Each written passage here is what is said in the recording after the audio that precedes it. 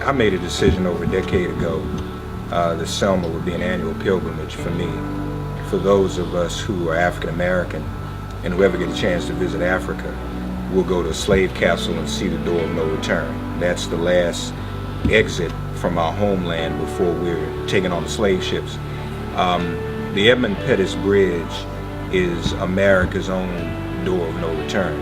And it's a very spiritual experience to be there because you really get to feel the spirit of those who shed blood 50 years ago. When you think about how much people laid on the line, literally laid their blood on the ground, and people were killed marching for voting rights.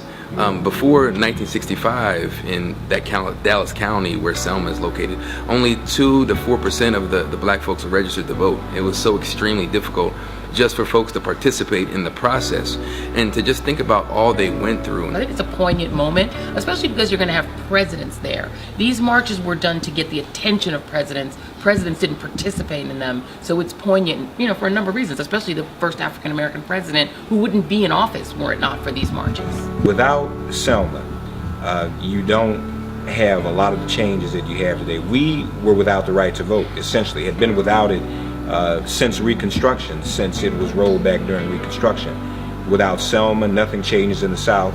Without Selma, you don't have the Atlanta Braves, you don't have the Atlanta Falcons, you don't have the Olympics.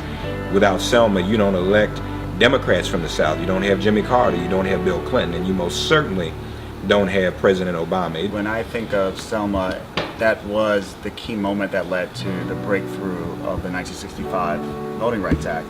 That was in many ways considered a big leap forward in our second Reconstruction. Mark mentioned the first Reconstruction, which is the end of the Civil War, and it took 100 years longer for the right to vote to be granted to African Americans. So we leapt forward in terms of our democracy.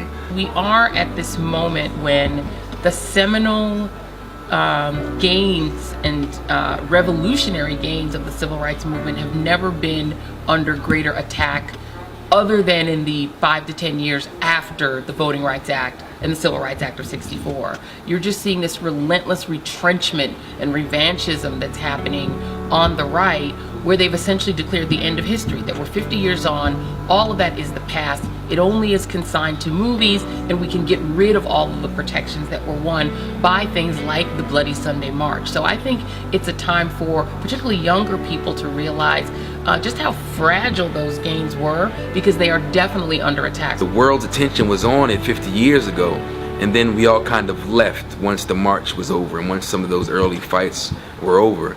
And so there are local activists who say, you know what, there's still fights to be fought. There are a number of folks who are still hoisting that Black Lives Matter banner that we've seen in Ferguson and New York and across the country. So there's still so much interest in this community now because of the anniversary, but they're still dealing with so many issues. So I think it's also a moment for us to be looking forward and thinking of what's our vision for a third Reconstruction for this country, where we can really see racial justice and, frankly, think about a vision for what Black Lives Matter and what that looks like when they really do.